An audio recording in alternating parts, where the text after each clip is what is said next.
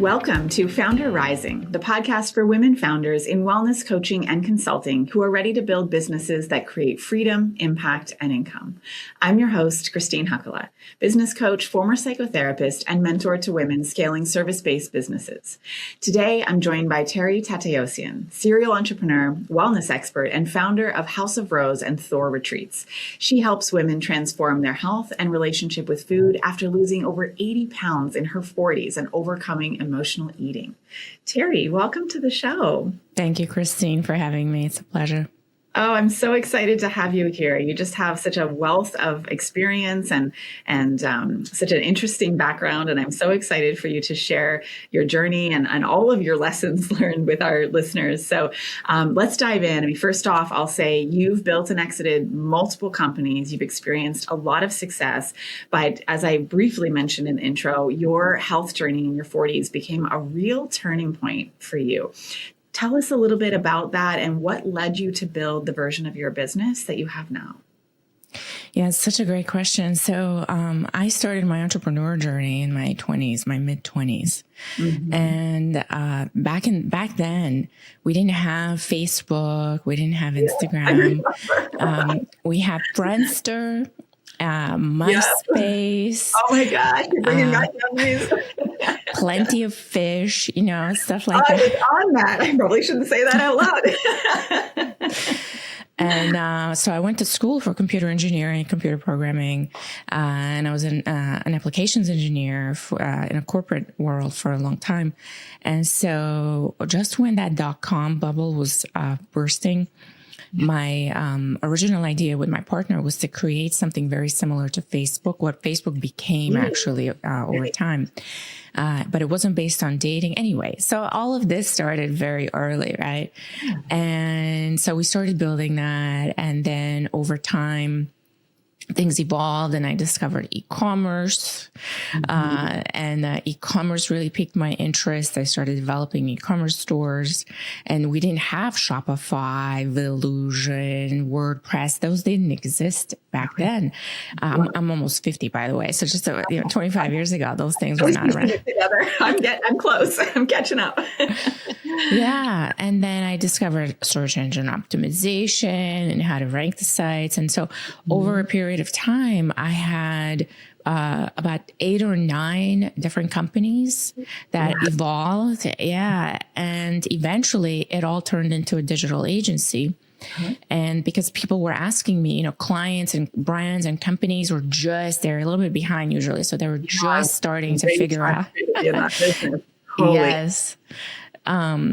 They were just starting to ask like, well, how do I rank on Google? How do I do all these things? So eventually it evolved into a digital agency and it grew to over 40 employees. I think about 20 different consultants, 25 1099. So it was a lot. It was a large organism, right? Yes. A lot on your plate, I imagine. Yes, and I'm a type A. Right here. And I'm very dedicated to the work that I do. I want it to be good. I want it to have integrity. I want it to be the best it could be. And so that's very hard to do when you're a type A and manage all of these things, right? Yeah. And so I gave it all I had. I gave my business everything I had. In the midst of all of this growth and expansion and travel, new clients. I had my first child at 30 and I had my daughter at 30. She's almost 19 and I had my son at 35. He's almost 14. And so all of that was happening all at the same time. And I've heard the saying, I've heard a lot of people say, you can't have it all. You can't have a career and a family at the same time. And I always said, no way, I can. You were determined to do it and prove them wrong. I'm going to do it, right? And I did. I did have it, but it cost me something very precious. it cost me my health. Yeah. So I paid for all of that because you got to pay somehow. Yes, you do. Always a bill, no matter what. It's a really interesting way to look at it. Yeah. Nothing's free. And so I paid for it with my health. Yeah. So by 37, almost 13 years ago, I was 210 pounds. Wow. For reference sake, I'm 5'3". Yeah. So I was very heavy. My body scans were showing up at 48% body fat. Wow. I was starting to have pre-diabetic markers, ovarian cysts, anxiety, crushing anxiety. Your body was really paying the toll. Yes. Started abusing alcohol daily, all kinds of things, right? And so one day I'm pulling out the freezer, pulling out my nightly pint of ice cream, and I started having chest pains, just extreme chest pains. Ended up in ER. They said, you're not having a heart attack. You are having an anxiety attack or a panic attack. Here's a Xanax, go home. Wow. Yes. And so I had to figure out how to explain to everybody at the company, where was I the last day or 2 days? That must have been so hard. It's so embarrassing, right? It's so embarrassing. Like, you guys expect me to lead you and do the right thing for this company. Meanwhile, I'm putting myself in the ER because I can't figure out my own health, right? I hear you sharing it so freely. And the story I tell myself is like, you have the strength and the courage and wisdom because that's now in the past. But I can only imagine how overwhelming that must have been for you to deal with at the time and share with your team. It was all of it was overwhelming. But when you're in the middle of it, as most entrepreneurs will know, when you're in the middle of it, you're just busting through, right? You're just getting up and you're just getting it done. And you don't have time to reflect. There's no time. There's no downtime. Mm-hmm. Mm-hmm. And so when they said it was, you had a panic attack, I was like, oh, you got to be kidding me. This is so embarrassing. It's just swipe it under the rug, right? Oh, it didn't happen, never happened. Just keep going. We don't have time for this. Oh my gosh. And so it happened again. Surprise. Yeah. A few months later, it happened again. This time I thought, wow, they made a mistake. The ER made a mistake. They don't know what they're talking about. I am having a heart attack. Nope. It was another massive panic attack. Your body wasn't letting you get away with not listening. No. Mm-mm. Wow. And again, they sent me home with a Xanax. They said, follow up with a cardiologist just to make sure. I did. Nothing there as far as they could tell. And I got lucky, though. Somebody did tell me in ER, you're 37. You should really think about losing some weight. And that's when everything kind of started shifting for me and really realizing that, the weight I was carrying around, which was about 80 pounds over what I should have been carrying around, is going to manifest itself onto my body. So my body is going to take the brunt of this negligence in essence that I was participating in. Mm-hmm. Right. It's kind of a wake up call at that point there where you realize that you couldn't just sweep it under the rug anymore because it was only going to get worse. Exactly. Okay. So what did you do? What was next? Type A. I did it all. You did it all. I can only imagine. Oh my goodness. And what did that mean for your business, for your career? How did you shift? Yeah, so I changed my schedule around. So from 6 a.m. to 10 a.m., so I wouldn't get into the office until about 10:30. Mm-hmm. That was my time to get it all done. So I figured out my food. I did my routine. Back then, I didn't know that I need to strength train. I found that out about a year later. As I was doing a lot of Peloton, it had just come out. It was like a brand new machine. And I was like, I'm going to get that. So I would roll out of bed. The Peloton was right next to my bed. Literally, I would have to. Type A. Yeah. I would have to jump over it to get out of the bed. So there was no way to avoid it. I cried a lot. I was daily crying. It was very, very difficult, but I did manage to lose 30 pounds. Wow. And then I got paranoid. I thought, oh my gosh, I'm going to gain it back. Cause that's what happened in the past. I would lose a little bit and then gain it back with a vengeance. I'm sure so many folks can relate. Yeah. It's like, this is not really a unique story. I hear it reflected back to me. For a lot of us are going through this exact same scenario. And so, thankfully I, wisened up and actually asked for help. I hired a coach. After I had lost the 30 pounds, I was about 180, 178. And, as a true type A, I didn't just,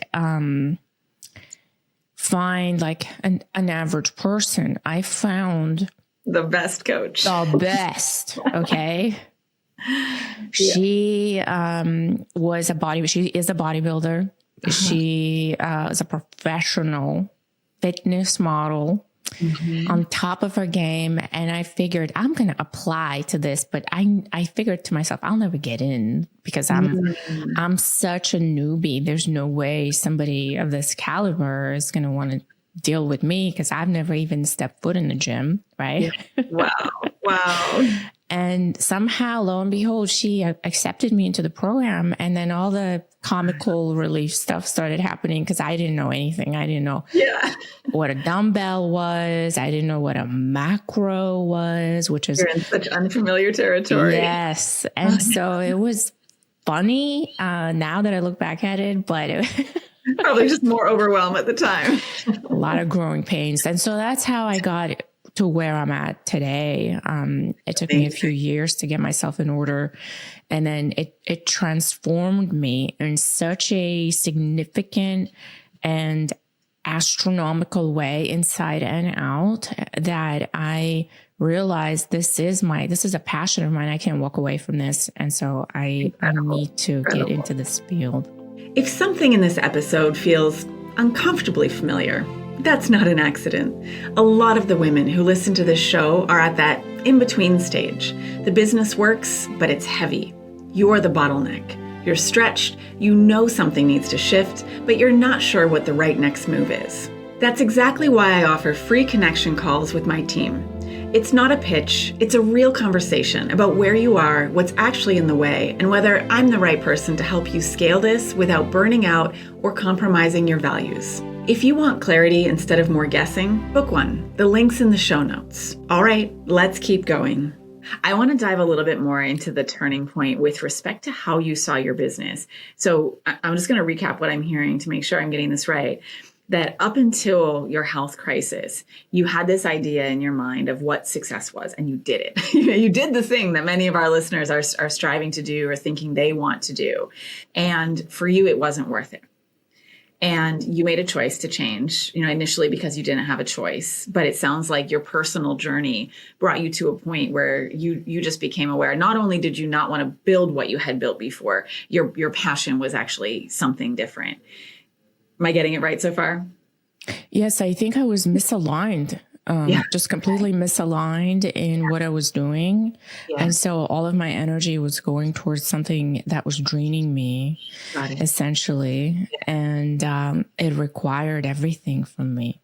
Yeah. It required everything.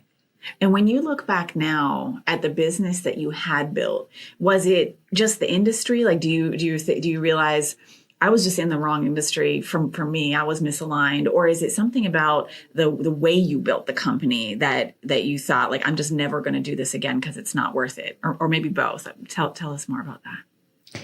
I realized I'm a one-man show. One woman show? One woman show. Say more about that. Yes. It's so difficult because when you are, helping employees, right, do their jobs, after you have technically gotten the client, because that was my job, right? So presentations, pitching, setting the strategy for the projects, overseeing things, right? I felt incredibly responsible in all aspects of the project to the client. Yes. And so delegating that and then having things not go the way that I was envisioning it was really taxing for me. And so, if anybody out there listening, that you guys know what I'm talking about, probably. Oh yes. I'm sure there's lots of listeners who are nodding along right now. Whether it's just even an executive assistant, someone managing email scheduling, all the way up to the service delivery at the scale that you're talking about. It can be really hard to delegate, especially when we have a sense of ownership over the results.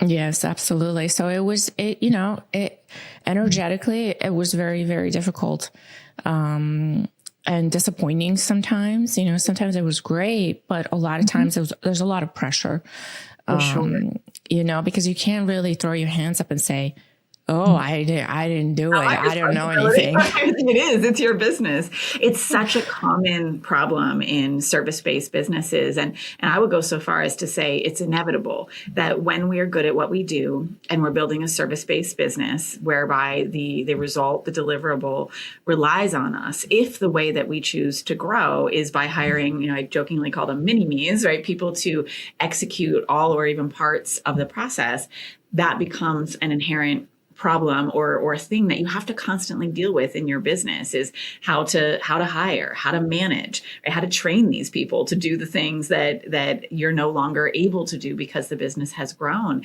And what makes this work for people or not is whether or not this is a problem you want to solve. And some people are really great at managing and at training people, and they love that. That's what lights them up, is actually teaching other people how to do the thing. But I hear from business owners all the time, and it sounds like you're in that group too, where that is just not something desirable to you, that the whole process of hiring and training and managing is not fun. And if it's not, how do you build a sustainable business? Yeah, exactly. So my answer to that question would be to hire a manager that does those things. Very smart. Right. Very smart. But here's what ended up happening repeatedly to me. And this might be a complete fault of my own. Obviously, I participated in this behavior, right? So what would end up happening is, even when you have someone whose responsibility it is to deal with some of these things, because as an entrepreneur, you're so involved in it, people jump over that person and want to come directly to you. Absolutely, anyway, right? Yeah. Yes. And so now you're kind of stuck in a situation where, do I just throw my hands up and say, I don't know, go deal with so-and-so, go ask so-and-so. Yeah. And that just kept happening repeatedly over and over again until, you start asking yourself, well, what am I doing? It's hard. And I think whether it's with respect to hiring or outsourcing, I see these pieces across business come up for all of my clients, that whether it's because of how we're wired or how we're trained or brought up or the society we live in, our immediate thinking is like, what am I doing wrong? Right. And yes, there are oftentimes skills to be learned, but many times we think it's like a fundamental flaw within ourselves. We're just not good at that. I'm not capable. And most of the time what I see is just, this is a skill that you haven't learned yet. Why would you know how? We get into service-based businesses because we're good at the service, not because we know how to build a business. That's a whole other skill set. And the problem that I'm hearing you faced is one that all of my clients face at one point or another if they have a team, is not only to how do we hire, manage, and train somebody to do the work that we're no longer doing. But when you get to a certain point and we have a manager, that's the next level of it, is how do we then train our team to go to the manager and not bypass them and come to me? And it's a whole skill set that can absolutely be learned. And it's also really valid that burns you out. And that at the end of the day, you decide, this is not even a problem I want to solve, right? This is not the business model for me. And so you made the decision to build a completely different type of business that is more aligned with who you are, with your values, with the kind of problems you do want to have, right? Because let's be honest, there's problems in every business type, regardless of the size or the way it's built. But tell us about what you built instead, that what you have now that is more aligned with the ways that you want to show up and serve? Yeah. So over the next few years from where we were in the timeline, I got myself in order. And I lost the weight. I actually joke around and say I reverse aged because I look at pictures of myself at 37 and I have them on my Instagram if anybody's curious. And I was in bad shape. In every sense of the word. And I'm not even just talking about fat loss or fat gain. My face looked different. Yeah, my face, I was bloated. I was inflamed. I was very stressed, obviously. And it showed. I was miserable, really. It showed in the photos. And then once I kind of detached from that entire energy I was carrying around and started taking care of myself, I stopped drinking alcohol. I took care of myself emotionally. I started using movement throughout my day, and just overall, I started feeling better. I would look back in my life and say, I don't ever want to go back there. I don't want to be in this environment anymore. And so I stopped. I walked away from that particular business. So hard. I mean, even though you had really good reason to do so and it was the aligned decision for you, I can imagine it was also incredibly difficult. It was very difficult to learn how to keep your hands off of it, keep your mitts off of it, just stay back. Very, very hard for a type A that's very hands-on. Yes, I so relate. Yes. And so I had to learn how to do that. And I would tell myself, everything there is going to be fine. It's fine. It's going to be fine. Just walk away. Kind of the opposite approach of what you did before, right? That before it was, the hands in to make sure that you had a good result. And then you got to the point where you were just so burnt out and your body gave you no other choice that you just had to take your hands off and trust. Yeah. Isn't that ironic though? And so I encounter this with clients now, right? So a lot of times when we start our fitness or wellness journey, we go so hard all in, and then a few weeks in, we're burned out. Right. And same thing with nutrition, right? A lot of diets, the way that they're developed is that you go all in, you go into a full blown, 1,000-calorie deficit, and you can maybe sustain that for 3 months and then you crash and burn. The same thing in business. Same thing, right? If you're super hands-on and you are working yourself to death, essentially, eventually there will come a time you will burn out and everything will just flare up, right? And you're not going to be able to sustain that. Right. And so I see this pattern over and over again where us as human beings, we can't stay in the boring lane, right? We don't know how to stay in that neutral zone where it's sustainable, but the result is maybe a little bit slower than what our perception and what our mind is saying it should be, but it's moving forward. It's just not fast enough, right? I'm not getting there fast enough, right? How many times have you heard that? I love that analogy. It's the first time I've heard it, and it really resonates with me. And I think when it comes to weight loss, a lot of folks can get that. It's a really vivid and easy relate to analogy of like just that pendulum swinging of one way to the, to the other. And we know intuitively that the middle path, right, is probably where we're going to experience the most alignment and the most sustainability and the connection of that to business, right? And specifically you gave the example of having the hands right in there, to the point that became unsustainable. And then the pendulum swings to the other side and it's like, oh, we're going to trust. And, I would suggest that there's a middle path for that too. But again, it needs to be a problem that you want to solve in your business. And, that brings me back to curiosity. And I'm sure the listeners are curious of, you went from a 40, 50 person highly scaled company to what we mentioned earlier, a one-woman show. What does your one-woman show look like today, Terry? Tell us about your current business. Well, I can't take full credit, so I do have a team. It's just not the same way as before. Yeah. So there's at least 8 people that are part of this team. Yeah. So, yeah. So what does it look like? So about 5 years ago, organically, just completely naturally, people started, friends and family, neighbors started asking me for help on getting their own health and their own wellness back in order. My neighbor, actually, that I've known for about 18 years, was one of my first clients. And she's now starring in Bollywood music videos and films. So yes. cool. Wow. Yes, it's so exciting because, and we're about the same age, and it just kind of shows you how this work opens up the doors for you to do what your soul really desires. So she was one of my first clients. She's now in Bollywood movies. You guys can check her out. Her name is Tina Goyal. And yeah. And so this organically started happening. People started asking me for help. And I realized, okay, let me get the education. Let me get the certifications. Let me get all of the knowledge that I need in order to be able to help people officially. And so type A, and you wanted to do it right. Type A has to be done right. And so I did that. And then it was just organic. It was completely organic.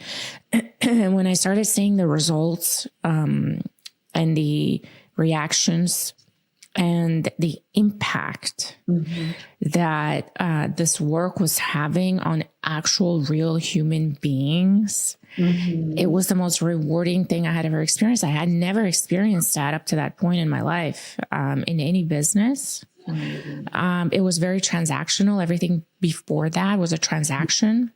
Yeah. And this time it was actually like a fulfillment. It was the payment I received, that the non-monetary payment I received was so rich. It gave me sustenance on a level that I didn't know I needed in the past. How fulfilling. It sounds like even though your previous business, I imagine, it was meaningful and you did good work. It sounds like the disconnect was just, that wasn't the impact you were here to make. And what I hear you describing now is something that is not just aligned and aligned with who you are and your values, that the impact that it makes is incredibly fulfilling to you. 100%. And once I got a taste of that, I realized, wow, everything I've done up to this point was just to get here, just to know the difference of what it's supposed to feel like versus what it's not supposed to feel like. Because when you get into business ownership, you get into entrepreneurship, you don't really know any better, right? You don't know the difference. Maybe you had a corporate career and you know what that feels like, what that tastes like, right? And then you find independence in the entrepreneur journey, but then you get into a certain point, 15, 20 years into it, and you're like, is that it? Like, is that, what's happening here, right? And then you feel this, which, people ask me, how did you find your purpose? And I always say, I didn't find it. It found me. I was in such bad shape. I hit rock bottom. I didn't have a choice. It found me. It came to me. And so I couldn't walk away from that. So now what we do is I do coaching for women that are looking to expand their life, improve their health, really find themselves again, in the process, lose some weight, to get in shape, get in really good shape. Okay. Get really strong mentally, physically, emotionally. And I do that virtually. And at the same time, I also do retreats in the Smoky Mountains for 5 days at a time. So it's a fully immersive type of experience where we do all of these things in 5 days. And then you take that home and you can continue with me by your side, or you can continue on your own. Oh, that's so incredible. I just love the work you're doing. And I can, feel from our conversation, like how aligned that work is. And I can imagine how impactful it is, to the women that receive the coaching and that come to the retreats. If we could just pull on the threads for a minute of not only did you change your business, you're in a completely different industry, you vastly changed your business model, mostly based on what you had learned and what you didn't ever want to do again. And you built it differently. And I want to pull specifically on the thread of team, right? Because that was one of the hardest parts for you in your old business. But you didn't just, walk away from that entirely. You do have a team. Could you summarize and share with our listeners, what are the lessons you learned about hiring and managing, and what do you do differently now that is more sustainable? Great question. So I have very clear roles and very clear boundaries. Nice. I love it. This time around. Clear boundaries and clear roles for your team. Everybody knows what they're supposed to do. Yes. And if people cross them, right? So if someone wants to do or wants more than what I have to give, I completely understand that I have to let them go. We have to part ways. Yeah, you're super clear about fit in the roles now. Yes. Where in the past, I would try to appease them. I would try to do everything I could to get them what they wanted and not really consider what I had to give. Right. So that sometimes could be financially related. Yeah. Right. So someone wants X amount of salary or X amount of payment, but the business doesn't really have it. In all reality, I would somehow find a way to make that happen for them, right? Wow. I don't do that anymore. It sounds like you engaged in a lot of people pleasing, that you relied so much on the people on your team that you just said yes to whatever they wanted. Right. Yeah. And if somebody wanted more responsibilities, a different title, I would find a way to make it happen. Right. Wow. And so I've learned now I don't do that. If that's not enough, right? If the business is like, I'll give you an example. So in the first year of this new company, I had a situation like that. And the person wanted basically triple what the business had to give.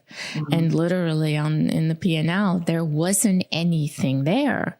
And so I'm very upfront. I'm very transparent. This is a startup baby, tiny little business. It's not like I can't just, wave a wand and make money rain for you. It just doesn't work like that. And I'm not doing that again. Okay. Right. And we make money rain for ourselves before anybody else. Right. Well, with a startup, my approach is I don't take a salary for a while, right? That's the purpose of an entrepreneur, is that they can sustain not taking a salary until they wait for the business to be able to do that for them. And the salary and the payment goes to the team essentially. But most people don't understand that. They don't understand that when they come to work with an entrepreneur, that entrepreneur is sleeping on the floor. They are not taking a salary. They are watching everything happening. They're looking for ways to put things together out of thin air. Yeah, they're putting everything for their business. Right. And it's very hard to see people pillage it in a sense, right?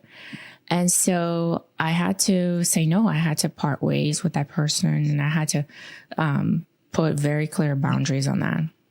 Such an incredibly important lesson. And I would suggest that mindset shift and the way you approach things now has less to do with the size of the team, whether you have a 40-person team or an 8-person team, and more to do with being very clear about what is the business that you've built. What are the roles that need to be filled, and who are the right people to fill that role? And just staying very clear on that. And when we can get out of our own way and recognize that it's not about right or wrong. This isn't about being, a mean person or a bad person, and it's not about our team members being wrong or bad, or that their desires aren't valid, right? Your person that you mentioned, it is valid for them to want 3x salary. It just might not be possible for them to have that within your company. And there may be somewhere else that's a better fit. So I always look at those decisions as fit and alignment, rather than right, wrong, good or bad. Because when we get into that, that's when we tend to engage in the people pleasing because we feel so much guilt and we start to make choices that are out of alignment with where we want our business to grow. And that's not sustainable either. Yes, that's a very hard lesson to learn. Mm-hmm. It sounds like you learned it the hard way, for sure. I always learn all the lessons the hard way. I'm sure that a lot of folks can relate to that, Terry. One more question for you. You are stepping into some digital products next. What excites you about that chapter, and how do you see it supporting the business model that you've created? Yeah, so we're one of the most requested questions actually at our retreats are the recipes for the food. Oh, cool. Yes, it's been requested for 4 years now. Wow. And we finally, my daughter and I, who's part of the team, my daughter and I have put together a recipe book that includes all of the different meals that we showcase and we provide to our guests at the Thor retreats. In this book, along with all of the recipes that helped me lose 80 pounds. And so it's all laid out there. Everything is all ready to go. It's going live next week. And if you guys are interested, you can find it on thehouseofrose.com under recipes. Amazing. Well, speaking of that, besides the recipes, which thank you for sharing, I'm sure there's going to be a frenzy. And by the time this episode is released, it will be live. If folks want to connect with you, if they want to learn more about your coaching, about your retreats, where's the best place to find you online, Terry? Yeah, so you can email me at terry@thehouseofrose.com, or you can find me on Instagram, How Good Can It Get, or the website, thehouseofrose.com. Oh, fantastic. Thank you so much for sharing your experience and your wisdom. Thank you, listener, for tuning in to another episode of Founder Rising. If today's episode resonated with you, follow the show, share it with another founder, and leave a quick review. It helps more women find these conversations. You can connect with me on LinkedIn or learn more at HakkolaHorizons.com. Until next time, keep rising and keep building the business that gives you freedom to live, lead, and create on your terms.